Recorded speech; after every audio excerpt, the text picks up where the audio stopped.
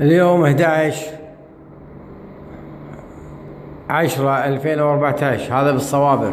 شوفوا وصلوا لوين البنقال. شوفوا السقف مال الحمام شلعوه كله مع الدريشة. شوفوا شلون كل السقف شالوه، شالوا السقف كله. شوفوا مع الأسف.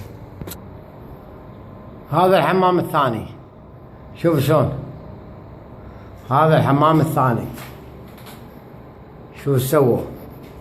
طالع الدري شلون كسر. شلعوا الألمنيوم، شلع طالع ما في ألمنيوم. اوه هذا اللي أدهى منهم. هذا المطبخ السقف كان لهني طالع، كان مسكر. شوف يعني لعبوا لعبة، خذوا الألمنيوم كله. شوف مع الأسف. شوفوا شغل الليل مشكلة، واحنا قلنا راغبوا الصوابر. هذول باقوا الألمنيوم، باقوا البيبان، باقوا كل شيء. شرى فاضية يا أخي، عطوها شركات كويتية أحسن من البوق. طالعوا ها كسروه سقاف، خذوا اللي يبونه.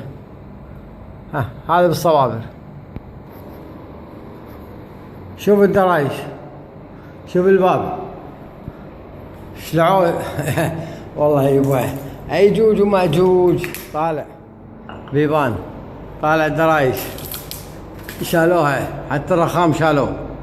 شوف مع الأسف ما خلوا شيء، ما كسروه. طالع باقوا كل شيء مع الأسف. طالع الحمامات شلون أخذوا الألمنيوم والستيل وكسروا. طالع شلون شلعوا البيبان. شوف شلون. لا إله إلا الله يا أخي، والله مع الأسف. وهذا حمام. شوفوا شوف السقف. أنا والديه. شوفوا وهذا الحنفية. شوف